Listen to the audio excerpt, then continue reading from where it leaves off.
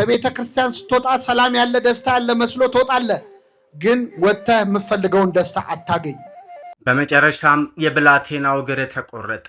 እናቱን አይኑ እያዩ ገደሉበት። ማለት እንደ ዛሬ ከፍቶኛ አያውቅም። ይሄ ብላቴና ሕፃን ልጅ አርሲ ላይ እናቱ በግፍ ተገድላለች። እሱ የ4 ዓመት ሕፃን ልጅ ነውና ጉዳት ደርሶበት ወላይታ እየታከመ ነበር። ዛሬ እግሩ እንደተቆረጠ ፍኖተ ጽድቅ ተጥሎበት የነበረው እገዳ ተነስቷል። ፍኖተ ጽድቅ ጠቅላላ ማህበር ዛሬ ቋሚ ሲኖዶስ በጣም አስቂኝ ውሳኔ ወስኗል። እንደምታስታውሱት በማህበራዊ ሚዲያ አንዱ ስንጮህበት የነበረው የፍኖተ ጽድቅ ማህበር ነበር። በአርሲ በተደጋጋሚ ለሚፈጸሙ ግድያዎች መንግስት ኃላፊነት መውሰድ እንደሚገባው የፓርላማው አባሉ አበባው ደሳለው አሳሰቡ። ሰላም ቤተሰቦቼ እንዴት ናችሁ? እኔ ደህና ነኝ፣ እግዚአብሔር ይመስገን። ለእናንተም በያላችሁበት የዓለም ዳርቻ የእግዚአብሔር ሰላም የእናቱ የእናታችን የቅድስት ድንግል ማርያም አማላጅነት አይለያችሁ አይለየን። ዛሬም አዳዲስ ቪዲዮዎችን ይዤላችሁ ወደ እናንተ መጥቻለሁ። እንደምናስታውሰው በዚህ ወር ማለትም በዚህ ሳምንት በምስራቅ አርሲ ሀገር በተለያዩ ወረዳዎች በኦርቶዶክሳውያን ላይ እየተፈጸመ ያለውን ጥቃት ሁላችንም የአይን አሻራም ቢሆን ደርሶናል ብዬ ተስፋ አደርጋለሁ። በዛ ላይ ብዙ ኦርቶዶክሳውያኖች እንደተጨፈጨፉና ብዙ ካህናቶችም እንደተገደሉ ብዙ መረጃዎችም እየወጡ ነው። ስለዚህ አጀንዳው ውዝግብ ስለሆነ ለዛሬ ይዤላችሁ የመጣሁት ግን እዛው አጀንዳ ላይ እዛው ጉዳይ ላይ ቢሆንም በሆስፒታል ውስጥ የገባው ሕፃን ምን ላይ ደረሰ የሚለው ነው። ብፁዕ አባታችን አቡነ ይስሐቅ ሄደው የጠየቁት የ4 ዓመት ሕፃን እናትና አባቱን በዚህ የጦርነት አሻራ ከዚህ ዓለም በህይወት ያጣቸው ሕፃን እናቱ መሞቷን አባቱም ከዚህ ዓለም በህይወት መጥፋቱን ሳያውቅ አሁን አዲስ መረጃ ደርሶናል። የደረሰን ምንድነው? ሕፃኑ እግሩ እንደተቆረጠ እንግዲህ ቪዲዮ ላይ እንዳያችሁት ጫፍ ላይ ያሳዩአችሁ ቪዲዮ ሐሳባችን የምንሰጣቸው ቪዲዮዎች ናቸው። ስለዚህ ምን ያህል ህይወት ላይ ተጽዕኖ እያደረሰ እንደሆነ ምን ያህል በኦርቶዶክሳውያን ላይ አንገታቸው ላይ ማህተም ያደረጉ ኦርቶዶክሳውያን ብቻ እየተፈለጉ ከዚህ ዓለም ላይ እንዳይኖሩና እየተጨፈጨፉ እንደሆነ መረጃ እየደረሰም ይገኛል። ትናንትና በሰራኋችሁ ቪዲዮ ላይ የስልክ ጥሪ የገባልኝን ሁላ አሰምቻችኋለሁ። ስለዚህ ይሄ ጥቁር የቁስል አሻራ የሆነው ኦርቶዶክሳዊ ጭፍጨፋ አሁንስ ምን ላይ ነው ያለው? አብረን የምናየው ይሆናል። ለዛሬ ይዤላችሁ የመጣሁት ቪዲዮ ጫፍ ላይ ያሳያችሁ ሐሳባችንን እንሰጣችኋለን። ወደ መጀመሪያ ቪዲዮ ተዳችሁ ላይክ፣ ሼር፣ ሰብስክራይብ ያደርጋችሁ። መጀመሪያ ግን የምንሄደው ዲያቆን ሄኖክ ኃይሌ በአርሲ ሀገር ለሚኖሩ ኦርቶዶክሳውያን ከዚህ ዓለም በሞት ለተለዩ እንዲሁም አሁንም በሕይወት ላሉና እናት አባቶቻቸውን ላጡ እህት ወንድሞቻቸውን ለተቀጠፉ ሰዎች እንዲህ ሲል ጽፏል። አብረን የምናየው ይሆናል። ላይክ፣ ሼር፣ ሰብስክራይብ ማድረጋችሁ ግን እንዳይረሳ። ሰብስክራይብ ለምንድን ነው የማታደርጉት? አሁን አድርጉ። በሰጧችሁ 5 ሰከንድ ላይክ፣ ሼር፣ ሰብስክራይብ አድርጋችኋል ብዬ ተስፋ አድርጋለሁ። በአርሲ የተለያዩ ወረዳዎች በነመርቲ በናጉባ በሚባሉ ወረዳዎች ላይ ስለተጨፈጨፉ ኦርቶዶክሳውያን ዲያቆን ሄኖክ ኃይሌ በውስጡ ባደረበት ጥልቅ ሐዘን ምክንያት እንዲህ ሲል ጽሑፉን በፌስቡክ ድረገጹ ላይ አጋራን። ከቤተ ክርስቲያን ስትወጣ ሰላም ያለ ደስታ ያለ መስሎ ትወጣለህ፣ ግን ወጥተህ የምትፈልገውን ደስታ አታገኝ። ገንዘብህን ጸጋህን በትነት ትጨርሰዋል። ይህንን ጽሑፍ ቁጭ ብለህ እያነበብክ ያለው በዚህ ሰዓት ምስራቅ አርሲ ገጠር ውስጥ ስላልተገኘህ ብቻ ነው። በዚህ ቅጽበት በስጋ ውስጥ ሆነው አሁን ምን ይመጣብን ይሆን እያሉ ያሉ የኦሮሚያ ምዕመናን ቁጥራቸው ብዙ ነው። ከቀናት በፊት የተገደሉ ተናግረን ሳናበቃ አሁን ደግሞ ሌላ ቦታ 5 እየተገደሉ እየሰማን ነው። ሰሞኑን ከ2000 ዓመት በፊት ሄሮድስ ስላሳደዳት እመቤታችን ሰቆቃወ ድንግል እያልን እያዘንን ነው። ከሰይፍ ልጇም ማስጣል ያልቻለች የአርሲዋ እናት እንዴት ዝም እንበላት? ይህንን የማያቆም ሞት ዜና ሰምተን ወደ ጉሮሯችን የሚወርድ ምግብና መጠጥ የምንተኛውም እንቅልፍ የለም። የእነርሱ ሞት የኛ ሞት ነው። የእነርሱ መቁሰል የኛ ቁስል ነው። የቦታ ለውጥ እንጂ በእነርሱ የደረሰ በእኛም ሊደርስ ይችላል። ቤተ ክርስቲያን ምህላ እንድታውጅ ለተሰዉት ተገቢውን ክብርና ጸሎት ፍትሃት እንዲደረግ እንጠይቃለን። ቤተ ክርስቲያን በየትኛውም ቦታ ንጹሐን ደም ዳግመኛ እንዳይፈስ እንደ ራሄል እንባዋን የምትረጭበት ጊዜ አሁን ነው። የቤተ ክርስቲያን አስተዳዳሪዎች ትኩረት ያልሰጠውን ችግር ሌላ አካል ሊጨነቅበት አይችልም። ስለዚህ ቤተ ክርስቲያን አስተዳዳሪዋ መዋቅሯ መንግስቷም ተገቢውን እርምጃ እንዲወስድ በሙሉ ትኩረት የምትሰራበት ጊዜ አሁን ነው። ቅዱስ ሲኖዶስ በዚህ አይነት ጊዜ የሚያሳየው ምላሽ ከሌለ ሌላ ቀን ቢጣራ የማይሰማውን ቤተክርስቲያን አልባ ክርስቲያናዊ በራሱ ላይ ይፈጥራል። ሐዋርያነቷስ ቤተ ክርስቲያን በክህነት የማትመራ የመሆን አደጋ ክርስቲያንም በክርስቶስ የማትመራ የሆነ አደጋ ይገጥማታል። ክህነት ከሌለ ደግሞ ቤተ ክርስቲያናዊ ምስጢራትም የሉ። ኦርቶዶክሳውያን ምዕመን ይህን ጊዜ ለመካሰስ አባቶችን ለመሳደብ አንዱ ሌላውን ለማስጠቆር ለመናቆር ሳይሆን ለጸሎት ለምህላ ሰብአዊ ስራና መሬት ላይ ቢወርድ ችግር የሚፈቱ ዘላቂ መፍትሄዎች ላይ በትብብር ለመስራት ምክንያት ብናደርግ የተሻለ ማምጣት እንችላለን። የሌላ እምነት ተከታዮች ሆነው ይህን በኦርቶዶክሳውያን ላይ ብቻ ሳይሆን በኢትዮጵያውያን ላይ የደረሰ ጥቃት ብለው ጉዳዩን በተቋም በግልም ያወገዙ ሰዎች እናከብራለን። ይበላችሁ ብለው የተሳለቁት እና በክፉ ቀን ክፋታቸውን ላሳዩን ደግሞ እውነተኛ ማንነታቸውን ስላሳዩን እያመሰገንን አቤቱ በኢየሩሳሌም ቀን የኤዶም ልጆች አስብ እስከ መሰረቷ ድረስ አፍርሱ አፍርሱ ያሉትን ብለን ለሰማያዊ ዳኛ ሰጥተናቸዋል። መዝሙር 137 ከቁጥር 7 ላይ ይህን የጻፈው እንግዲህ ዲያቆን ሄኖክ ኃይሌ የኢትዮጵያ ኦርቶዶክስ ተዋሕዶ ቤተክርስቲያን እንቁ መምህር የሆነው ሁላችንም የምናከብረውና ሁላችንም የምንወደው መምህራችን ነው። ይሄ በአርሲ ሀገር ላይ በኦርቶዶክሳውያን ላይ አርሲ ላይ ብቻ ስለተጨፈጨፉት አይደለም፣ በመላው ሀገር ኦርቶዶክስ ተኮር የሆኑ ጭፍጨፋዎች እየደረሱ ስለሆነ ለሁሉም የሚሆን ጽሑፍ ነው።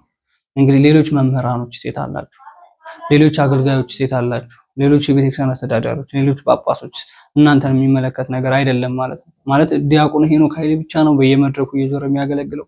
ዲያቆን ሄኖክ ኃይሌ ብቻ ነው ስለ ህዝበ ምዕመኑ የሚመለከተው። ሌሎች መምህራኖች የት አላችሁ? ድምጻችሁ ለምን እንደማይሰማ? መድረክ ላይ ሄዳችሁ ስለ ክርስቶስ ፍቅር የምታስተምሩት ምዕመን ነው እየተገደለ ያለው። መድረክ ላይ ሄዳችሁ የምትለምኑት ምዕመን ነው እየሞተ ያለው። መድረክ ላይ ሄዳችሁ የምትዘምሩለት ምዕመን፣ መድረክ ላይ ሄዳችሁ እንደዚህ ነው እያላችሁ ክርስቶስን ወንጌል እያስተማራችሁ የምታስለቅሱት ምዕመን አሁን ደግሞ በገጀራና በሰይፍ እያለቀሰ ነው። ስለዚህ ሌሎች መምህራኖችም ድምጻችሁን አሰሙ። ብዙ ኦርቶዶክሳውያን መምህሮች አላችሁ። ብዙ በመምህርነት ደረጃ በቴዎሎጂ ደረጃ ተምራችሁ ከፍ ያለ ሰገነት ላይ የወጣችሁ ድምጻችሁ የሚሰማ መምህራኖች አላችሁ። የእናንተ ድምጽስ ወዴት ገባ? ምን ውሃ በለው? ምን ጎርፍ ጠራርጎ ወሰደው? ዲያቆን ሄኖክ ኃይሌስ እሱን ብቻ ተመርኩዛችሁ ኮሜንት የምትጽፉ ሰዎች ሌላ ጽሑፍ አጣችሁ ነው? ድምጻችሁን ማታሰሙበት ምክንያት ምንድነው? ቪዲዮ ላይ ወጣችሁ ማትናገሩት፣ ቪዲዮን ከፈራችሁ፣ ምናልባት ፊታችሁ ሚዲያ ላይ የታዩ ሰዎች ከሆናችሁ በሶሻል ሚዲያ ፌስቡክ አለ መጻፍ እንደ ዲያቆን ሄኖክ ኃይሌ እሱ ማን ቀደመኝ ሳይል ይሄ ሀዘን ውስጡ ላይ ጠልቆ ስለገባበት ያ የነሱ አሻራ እኔም ቤት ሊገባ ይችላል ብሎ እንደዚህ አይነት በሀዘን መልኩ እንደዚህ አይነት ጽሑፍ ጻፈ። ሌሎች መምህራኖች እናንተንም ይመለከታል። ዲያቆን ሄኖክ ኃይሌ ብቻ አይደለም የሚመለከተው፣ ከሱ በላይ ስም ያላችሁ መምህራኖች አላችሁ። እናንተ ግን ድምጻችሁ እየተሰማ አይደለም። ዘመን ጠበቀ፣ እግዚአብሔር ጊዜ ጠበቀ። ሻሸመኔን ለኮሳት። ማንም ሰው አሁን ላይመስለው ይችላል። አንተ ባሪያው እኮ ነኝ። አሁን ያ ሁሉ ተረስቶ ተጠቃን እንዲሆነን እንዴ? አንተ ምን አርገ ነው ባለማህተሞች የታረዱት? አንተ ምን አርገ ነው ቄሱ የታረደው? አንተ ምን አርገ ነው ቤተ መቅደሱ የተለኮሰው በሳት? አንተ ምን አርገ ነው? ወይ አንተ ወይ አባቶች ድሮ ምን አርገው ነው? ሁሌ ተበዳይ አርጎ ራስን ማቅረብ ልክ አይደለም። በዚህ ቪዲዮ ላይ ተመርኩዞ አንድ ሰው እንደዚህ ብሎ ተናገረ። ይሄ ሰውም የተናገረው የፕሮቴስታንት እምነት ተከታይ ነው። ዮናስ ጎርፌ ይባላል። እንግዲህ እንደሰማችሁት በጋሻው ካሴት የተቃጠለው ለመጀመሪያ ጊዜ ሻሸመኔ ላይ ነው ብሏል። እዛኔ ቪዲዮ መጀመሪያም ሰርቼላችኋለሁ ትናንትና። የእሱ ካሴት ሳይሆን የህዝቡ ገንዘብ ነው የተቃጠለው። የመናፍቃን ትምህርት በሲዲ ጭኖ እያስተማረ በሲዲ ጭኖ በጣም እየሸጠ እያለ ወይም ከሸጠ በኋላ ነው ይሄ ነገር የተከሰተው ማለት ነው። የተከሰተው ማለት ይሄ መናፍቃን ትምህርት ነው ብሎ እሱ ከኦርቶዶክስ ከወጣ በኋላ ነው ሲዲው እንዲቃጠል የተደረገው። ለምን? መናፍቃን ኦርቶዶክሳዊ ስለማይፈልጉ የመናፍቃን ትምህርት ስለሆነ የተጫነበት። ወደ ዋናው ሐሳባችን ዮናስ ጎርፌ ፕሮቴስታንት እምነት ተከታይ ሲሆንም ግን ለኦርቶዶክሳውያን የሚቆረቆር ማንኛውም በኢትዮጵያዊነቱ መገደልና ማንኛውም ሰው ኢትዮጵያ ውስጥ ስላለ ብቻ ሳይሆን በዓለም የሚኖር ሰው በእንደዚህ አይነት መልኩ በአሰቃቂ ሁኔታ እንዲሞት አልፈልግም። ዓለማዊም አይደለም። ምንም የፕሮቴስታንት እምነት ተከታይም ቢሆንም እንኳን ለኦርቶዶክስ እጄን እሰጣለሁ፣ ለኦርቶዶክስ ድምጽ ሆናለሁ ብሎ እንደዚህ ሲል በፌስቡክ ገጹ ላይ አጋርቶናል። በእንደዚህ አይነት ዋልጌ ሰባኪያን የኦርቶዶክስ ወንድሞችና እህቶቼ ሁላችሁንም እንዳታዩን በጌታ ስም እለምናለሁ። ጊዜ ከሃጫሉ ሁንዴሳ ሞት 4 ቀን በኋላ ነው ግሎባል አሊያንስ የሚባል ግብረሰናይ ድርጅት ውስጥ በቦርድ አባልነት ሳተፍ ነበርና በሻሸመኔ ከተማ ውስጥ የደረሰውን ውድመት አይቶ እርዳታ ለማድረግ ወደዛው ሄደን ነበር። ከመንግስት ባለስልጣናት ጋር ተወያየን። የነደደችውንም ከተማ ተዘዋውረን አየን። በማግስቱም ጠዋት አንድ የተቃጠለ ግሮሰሪ ፊት ቁጭ ያለ አንድ የ4 ዓመት ወይም የ5 ዓመት ልጅ ጉያው ሽጉጥ ያለ ልጅ የያዘ ፍጹም ምንም አይነት ስሜት በፊቱ ላይ የማይነበብ ጉስቁልና ፊቱንም ሰውነቱንም ያደቀቀው ሰው ኩርምት ብሎ ቁጭ ብሎ የተቃጠለውን ቤት ያያል። የሆነ ነገር እንዲመጣ ወይንም እንዲወጣ የሚጠብቅ ይመስላል። ጥቂት ሰዎች ከበውት በታላቅ ሐዘን ያዩታል። የሚያለቅሱም ነበሩ። እኛም ጠጋ ብለን ነገሩን ለማጣራት ጠየቅን። ሰውየው ለአካባቢው እንግዳ ነው። በዛ በተቃጠለው ቤት ውስጥ መኖር ከጀመረ ገና 4 ወይም 5 ቀን ነው። በኋላ እንዳጣራ ነው ሙሉ ስሙ እንኳን በትክክል የሚያውቅ የለም።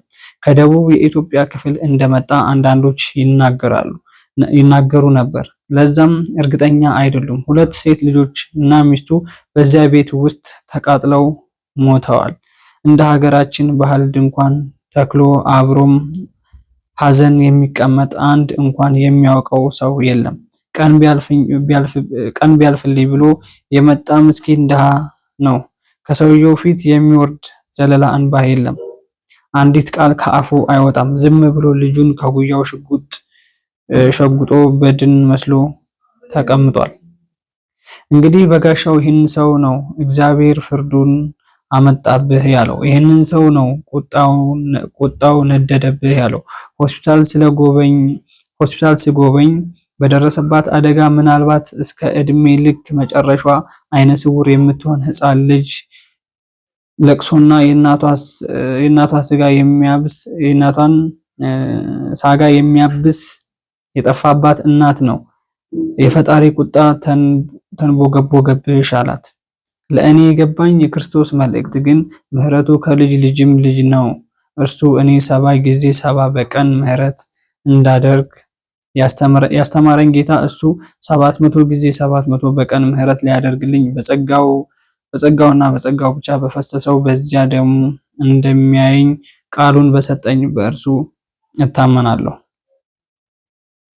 በእንዲህ አይነት ዋልጌ ሰባኪያን የኦርቶዶክሳውያን ወንድም እህቶቼ ሁላችንንም እንዳታዩን በጌታ ስም እለምናለሁ። በሰው መሞት የሚሳለቅ ወንጌል አስተምህሮትም የለንም። በአርሲ ሆነ በሌሎች ቦታዎች በየጊዜው የሚገደሉ ኦርቶዶክሳውያን በክርስቶስ የእኛም ወንድሞችና እህቶች ናቸው። ይህን ድርጊት የእኛ መሪዎች ከእናንተ መሪዎች በበለጠ ጮኸው ባወገዙ ምንኛ ደስ ባለኝ። ድሮም ህዝብ ለህዝብ ተጋግዞና ተከባብሮ ነው እንጂ የኖረው። የፖለቲካውም ሆነ የሃይማኖት መሪዎች ብዙ ጊዜ ቀናውን ሲያደርጉ ማየት ዘበት ነው። ታሪክም ለዚህ በተደጋጋሚ ምስክር ነው። በዚህ እጅግ ዋልጌነት በተሞላበት ስብከት ማዘኔንም ማፈሬንም ደግሞም ያለሁበት ቤተ እምነት መሪ አልባ፣ ድምፅ አልባ፣ ፍትህ አልባ በመሆኗ አዝናለሁ። ሌላ ቢቀር በግሌ ሐዘኔን ቁጭቴን ሳልገልጽ ማለፍ አልፈልግም ብሎናል ዮናስ ጎርፌ። እንግዲህ ትክክለኛ የክርስቶስ ወንጌል የመራው ትክክለኛ የክርስቶስ ወንጌል ያቀናው ሰው እንደዚህ አይነት ነው። ማንኛውም ሰው ሲሞት ሐዘኑን የሚገልጽ ለሱ ኦርቶዶክስ ለሱ እውቅና ሆነችው እንጂ ለበጋሻው ድቅቅና አልሆነችው። ለሱ እውቅናን አግኝቶ ፌመስ ሆኖ በተለያዩ አገሮች እየሄደ እንዲያገለግል እውቅናን ሰጠችው እንጂ ወደ መሬት እንዲኮስ አላደረገችው ማለት ነው። ስለዚህ ይህን ያህል ክፋት ያደረበት ሰው ምን ተበድሎ እንደሆነ የሚታወቅ ነገር የለም። ስራውን እግዚአብሔር ራሱ ይከፍለዋል። ቀጣይ ቪዲዮ ላሳያችሁ። በመጨረሻም የብላቴናው እግር ተቆረጠ። እናቱን አይኑ እያዩ ገደሉበት። በራሱ ላይም አረመኔዎቹ ጥይት አርከፈከፉበት። ገጀራ ባልጠና አካሉ ላይ አሳረፉበት። ለወትሮ ሲራመድ ሳሩ ሲጠልፈው እኔን አፈር ልሁን ልጄን የምትለው እናቱ ግን አልደረሰችለትም። ህመሙን ስቃዩን እየነገራት ዝም አለችው። ያለች መስሎት እናቱን ሲያነጋግራት አደረ። እንስፍስፍ እጆቿ ባይዳብሱትም የሚያነሱት እስኪደርሱለት እርሱ ግን ሲለማመጣት አድሯል። ጉዳቱን ይነግራታል። ነገር ግን መልስ አልሰጠችውም። ለዘር የተረፉት መጥተው አነሱት ናዝሬት። ከዛም ወላይታ ለሕክምና ተወሰደ። የተለያየ ሰው ይመላለሳል። እናቱ ግን አልመጣችም። ይጠራታል፣ ነገር ግን የለችም። እግሩ በጥይት በመመታቱ ቁስሉ አላስተኛ አላስቀምጣለው። የቀኝ እግሩ ከታች ከጫማው ሕይወት አልባ ሆኗል። ሞቱ ቀስ እያለ ወደ ቁርጭምጭሚቱም ከፍ አለ። በፍጥነትም ወደ አገዳው ከፍ ማለቱን ገሰገሰ። ሐኪሙ የዛን ጊዜ ወሰነ። ከዚህ በላይ ይህንን እግር ማትረፍ አይቻልም። የደም ዝውውሩ ወደ ታችኛው እግር መድረስ አልቻለም። በተቃራኒው እየሰነፈ ወደ ላይ ጉዳቱም ከፍ እያለ ይቀጥላል። የትም ሀገር ቢሄድም ምንም ሊደረግ አይችልም። ስለዚህም ይቆረጥ ብሎ ወሰነ። ይሄው ዛሬ መረማመጃ መሮጫ መዝሊያ እግሩን ገና በ4 ዓመቱ ለሃይማኖቱ አስረከበ። እነሆ የሕፃን ታምራት በረከት። እናቱ ምን እንደሆነች እንኳን ገና አላወቀም። አይኖቹ እናቱን ፍለጋ አሁንም ይንከራተታሉ። ነገር ግን አላገኟትም። ከፊቱ ገና ብዙ ህመሞች እንዳሉበትም ይህ ጨቅና ብላቴና አላወቀም። ይህ ሁሉ ነገር የተፈጠረው ከሰሞኑን በአርሲ በነበረው የኦርቶዶክሳውያን ግድያ ላይ ጉዳት የደረሰበትን የ4 ዓመቱን ብላቴና ተከትሎ ነው። በርካቶች በዚህ እውነታ ላይ የተነጋገሩበት ይገኛሉ። ፍትህ ለኦርቶዶክሳውያን የሚሉ ድምጾችም በማህበራዊ ሚዲያው ላይ ተጠናክረው ቀጥሏል። መረጃው ለሌሎች እንዲደርስ ሼርና ሪፖስት ማድረጋችሁን አትርሱ። ማለት እንደ ዛሬ ከፍቶኛ ያቅም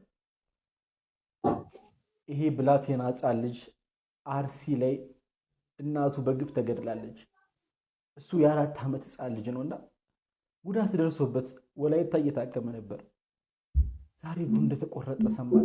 ይሄው እንደምታዩት ማለት በጣም ነው የሚከፋው። እግዚአብሔር በጣም ነው የሚያሳዝነው። ማለት እስከ መቼ ነው እንደዚህ የሚቀጥለው? እኛ እስከ ማዘንና ከመጮ መቼ ነው የምንወጣው? ማን ነው በቃ የሚለን? ማን ነው መፍትሄ የሚሰጠን? አባቶቻችን ዝምታቸው እስከ መቼ ነው? ማለት እነሱን የሚያሳስባቸው የሀገረ ስብከት ሽሚያ ምንድን ነው አልገባኝም። ይህም ብላቴና አስቡት እስኪ እግዚአብሔር የ4 ዓመት ሕፃን ልጅ እናቱ የተገደለው እናቱ እንደሞተችበት ማያቅ አሁን እግሩን ተቆርጧል። ማርያምን ይደም የብዙዎችን ቤት ያንኳኳል። በተለይ ማድረግ እየቻላችሁ ምንም የማታደርጉ መሪዎቻችን፣ አባቶቻችን፣ ጠቅላይ ቤተ ክህነት ሰዎች ይደም ይህ እንባ ይህ ሐዘን በእያንዳንዳችሁ ቤት ይጮሃል፣ በእያንዳንዳችሁ ቤት ይመጣል፣ በእያንዳንዳችሁ ቤት ያንኳኳል። ይህንን ቪዲዮ ሼር ያላደረገልኝ ሰው ሁለተኛ የኔን ቪዲዮ እንዳይከታተል። በማንኛውም ቤተ እምነት ላይ ያለን ሰዎች ቤተ እምነታችንና ህዝባችን ሲነካብን ደስ አይደል። ሰሞኑን ሁላችሁም እንደምታውቁት አሩሲ አካባቢ ያሉ ኦርቶዶክሳውያን በቀን ወደ ቀን በእምነታቸው ምክንያት እየተገደሉ የሟቾች ቁጥር እየጨመረ ታዲያ እስከ መቼ ነው የሚቀጥለው? እስቲ ሁላችሁም አስቡት። እስኪ የትኛው ቤተ እምነት ነው ንገሩኝ እስካሁን አንድ ሰው ተገድሎበት እስካሁን ድረስ ጸጥ ብሎ የሚቀመጥ? ምን ያህል አመፅና መጠላላት መገደል እንደሚመጣ ታውቁ? እስከዛ ድረስ በቅርብ ቀን በዝቋላም በተለያዩ አካባቢዎች ኦርቶዶክሳውያን ሲገደሉ ስንገደል እንበዛለን፣ እግዚአብሔር መልስ ይሰጠናል፣ ሁላችሁም ጸሎት አድርጉ ነው ስንባል ነበር። ግን እግዚአብሔር የሚያግዘን እኛም በርተን ጠንክረንና አንድ ላይ በጋራ መስራት ስንችል ኃይል እግዚአብሔር እንደሆነ ሁሉ ሰይፍም የጌዴዎን ነው። ሁላችንም በጋራ ቆመን እምነታችንን እናስጠብቅ ይገባል። የሁሉ ሰው እኛን የሚከተለን የምናስተላልፈውን ነገር ለመስማት በዓልና ክብረ በዓል ሲሆን ነጭ እየለበሱ ቤተክርስቲያን ብቻ መሄድ አይደለም። ሁላችሁም ለቤተክርስቲያናችሁ ያላችሁት እናንተ ናችሁ። ስለዚህም አሁን እዛ አካባቢ ላይ መደረግ ያለበትን ነገርና ለህዝቡ ሰላም የሚያስፈልገውን ነገር የሚመለከተው አካል መልስ እንዲሰጠን እንፈልጋለን። ይህንን ቪዲዮ ለቻላችሁት ያህል ሰው ላኩልኝና ሼር፣ ሪፖስት፣ ኮፒ ሊንክ አድርጉት። አመሰግናለሁ። ቪዲዮ እንዳያችሁት ይመስላል እንግዲህ የህፃን በዚህ የኦርቶዶክሳውያን ጭፍጨፋ ትልቁን የቁስል አሻራ ተሸክሞ ያለው የህፃን ነበር።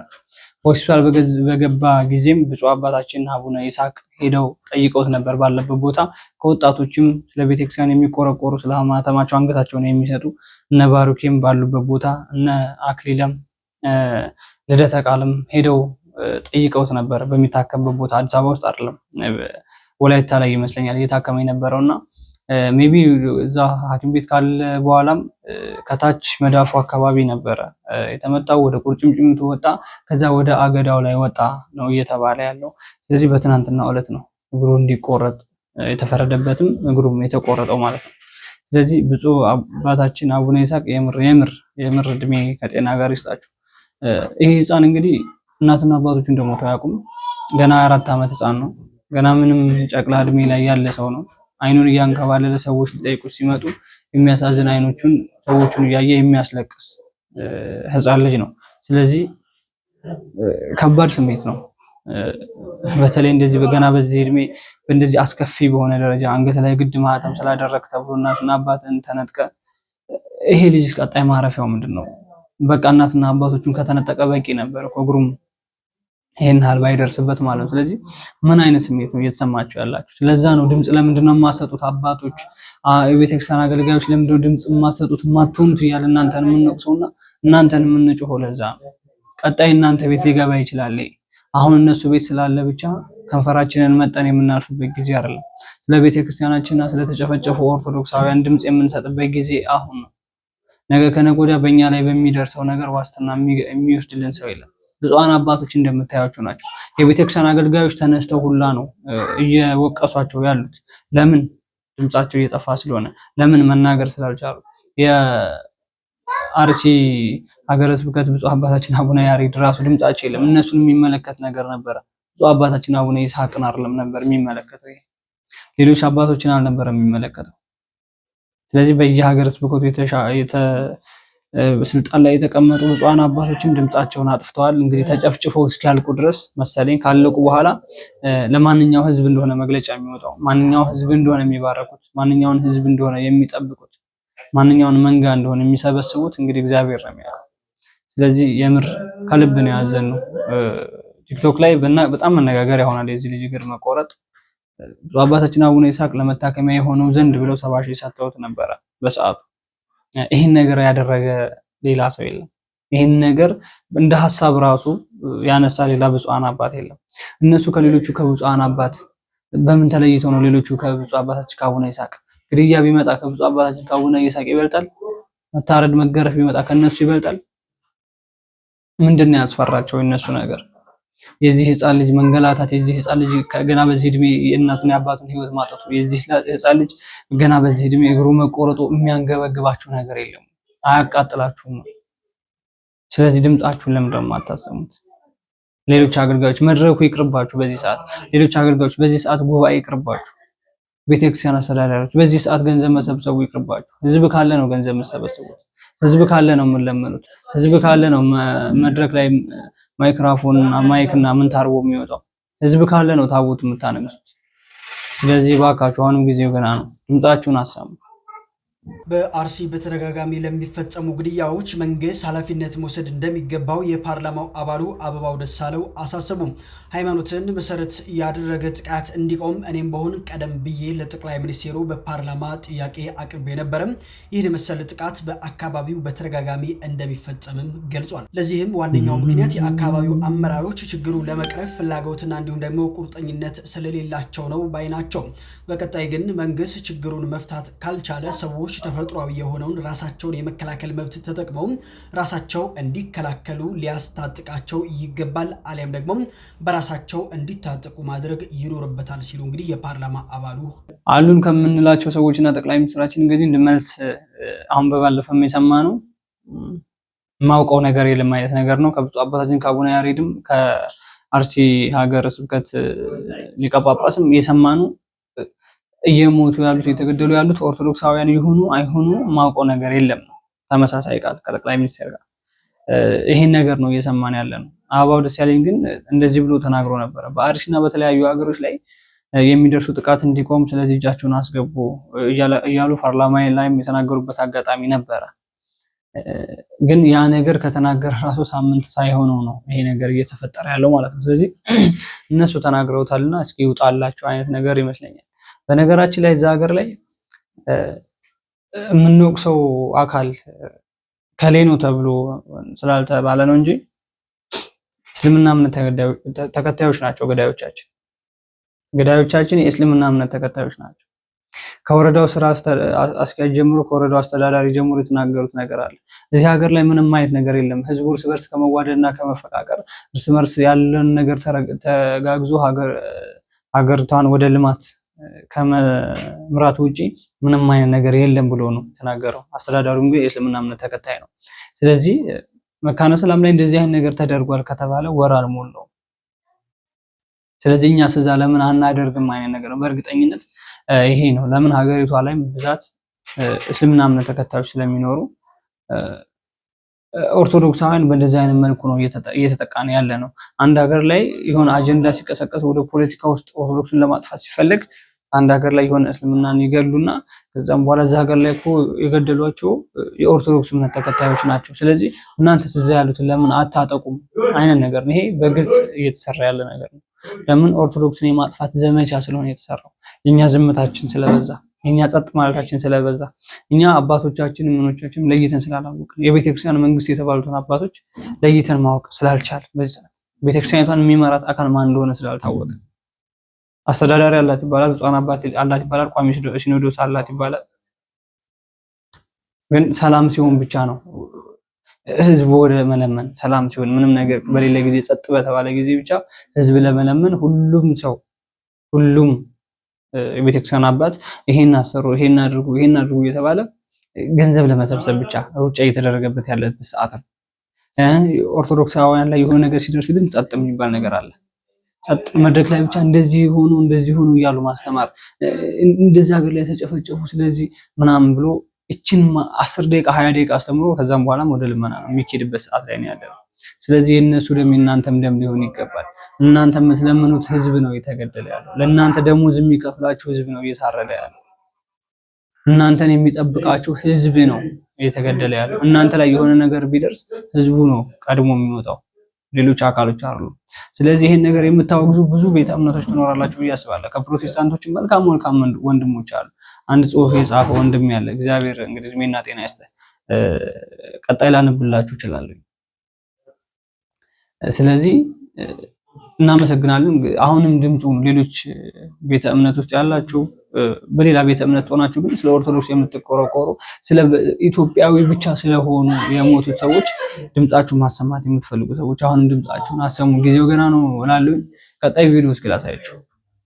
ፍኖተ ጽድቅ ተጥሎበት የነበረው እገዳ ተነስቷል። ፍኖተ ጽድቅ ጠቅላላ ማህበር ከዚህ በፊት በእቅብተ እምነት ክስ ቀርቦበት ክሱም ወደ ቋሚ ሲኖዶስ ተልኮ ቋሚ ሲኖዶሱም እንግዲህ ማህበሩ ፈጽሟል የተባለውን የዶግማና የቀኖና ጥሰት እንዲጣራ ቋሚ ሲኖዶሱ ሚያዝያ 22 ቀን ውሳኔ ማሳለፉ የሚታወቅ ነው። ሲኖዶሱ ማህበሩ የቀረበበትን ክስ አጣርተው እንዲያቀርቡ ልዑክ ቡድን አደራጅተው ልዑክ ቡድኑም በስፋትና በጥልቀት አጥንቶ እንዲያቀርብ ውሳኔ ተላልፎ ነበር። ይህ ልዑክ ቡድኑ እንግዲህ ለ2 ወራት ይህንን ነገር ሲያጣራ ቆይቶ መስከረም 26 2018 በተደረገ ስብሰባ ላይ እንግዲህ ልዑክ ቡድኑ ያጣራውን ማጣራት እንዲሁም ደግሞ ሲኖዶሱ የተለያዩ ውሳኔዎችን አሳልፎ ነበረ። በመጨረሻም ሲኖዶሱ ከፍተኛ የሆነ ማስጠንቀቂያ በመስጠት እገዳውን አንስቷል። ይህን እገዳ በሚያነሳበት እንዲሁም ደግሞ ይህን ውሳኔ በሚያስተላልፍበት ወቅት የተለያዩ ነገሮችን ግምት ውስጥ በማስገባት እነዚህ ውሳኔዎች እንደወሰኑ ጭምር ተናግሯል ማለት ነው። ከጀርባ እንደምትመለከቱት ደብዳቤው ይሄ ነው። ይህንን መረጃ ያገኘሁትም ከኢትዮጵያ ኦርቶዶክስ ተዋሕዶ ቤተክርስቲያን የህዝብ ግንኙነት ነው። በአዳዲስ መረጃዎችን መልሳለሁ። የፕላስ ምልክቷን የተጫናችሁ ቤተሰብ ሁሉ መልካም። ዛሬ ቋሚ ሲኖዶስ በጣም አስቂኝ ውሳኔ ወስኗል። እንደምታስታውሱት በማህበራዊ ሚዲያ አንዱ ስንጮህበት የነበረው የፍኖተ ጽድቅ ማህበር ነበር። በጩኸታችንም ምክንያት ታግዶም ነበረ። ባሉት የምንፍቅና አስተምሮች እና በሚጋበዙ መምህራን ላይ ጥያቄ አንስተን ነበረ። መዘምራን ላይም እንደዛው። ታዲያ ዛሬ ቋሚ ሲኖዶስ ምን አደረገ አትሉኝም? ፍኖተ ጽድቅ ተጥሎበት የነበረውን እገዳ አነሳ።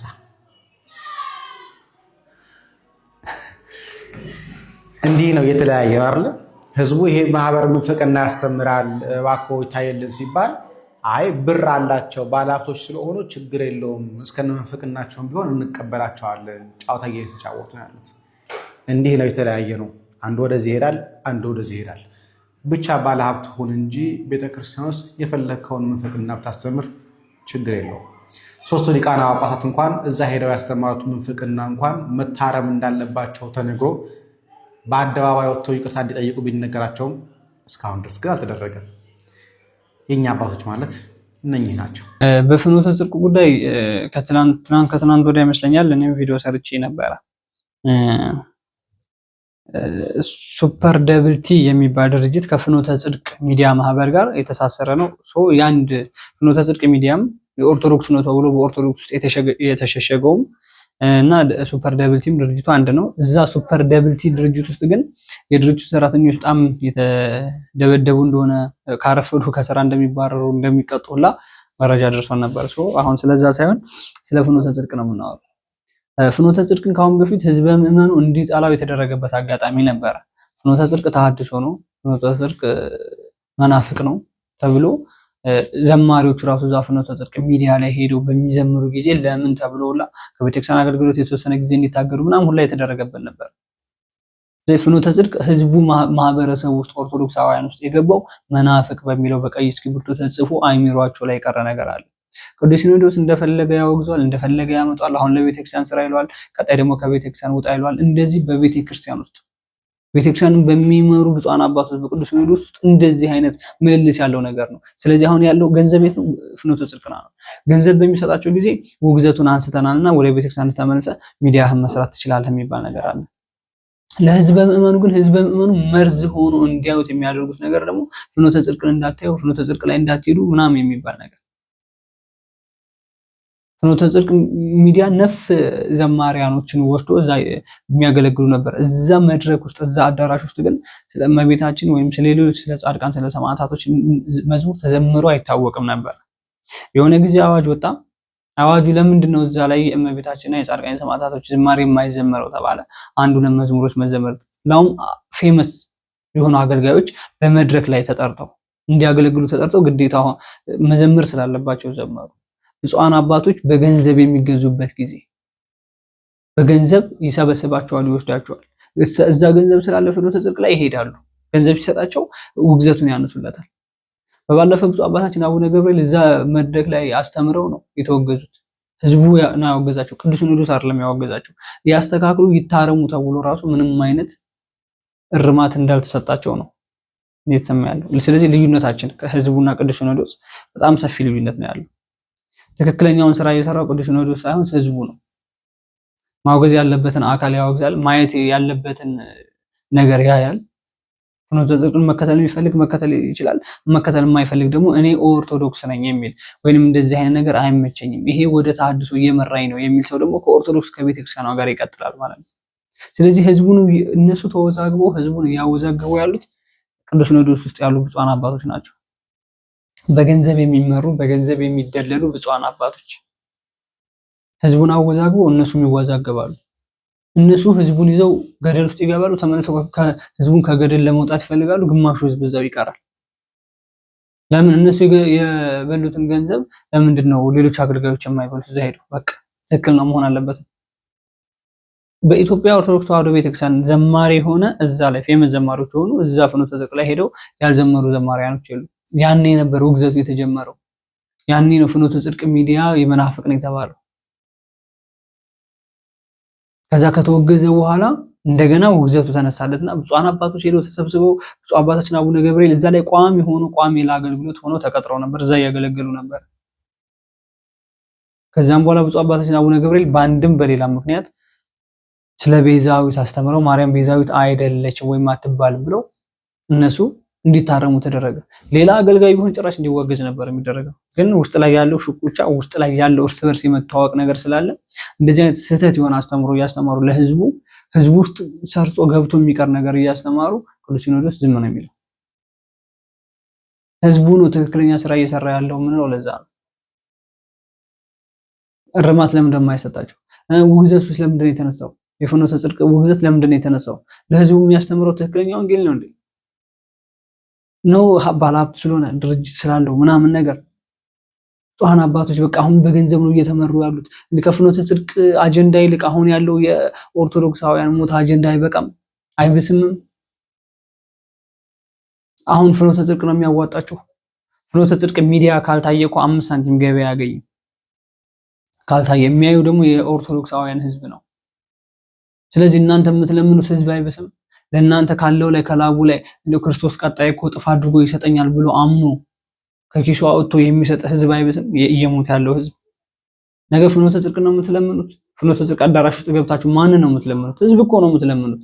ህዝብ ነው የምታገለግሉት። ከህዝቡ ነው ገንዘብ አምጣ የምትሉት። የሚሰጣችሁ እየሞተ ያለ ህዝብ ነው። ቀጣይ ማንን ልትለምኑ ነው? ማንን ልታስተምሩት ነው? አሁን እንደዚህ አይነት ኦርቶዶክሳውያን እየተጨፈጨፉ፣ ኦርቶዶክሳውያን አንገታቸው ላይ ማህተም ያደረጉ፣ በማህተሙ ቦታ ገጀራ እየተደቀነባቸው ባለበት ጊዜ አጀንዳው ይሄ ስንት ዓለም የውጭ ዜጎች ሳይቀሩ መነጋገሪያ ያደረጉት ብፁዓን አባቶች ስለ ፍኖተ ጽድቅ አጀንዳ አንስታችሁ የፍኖተ ጽድቅን ውግዘት የሰንበት ትምህርት ቤት እንደዚህ ማስመረቅ ምናምን ነገር የምታወሩት የትኛው ነገር ነው የሚጠቅማችሁ?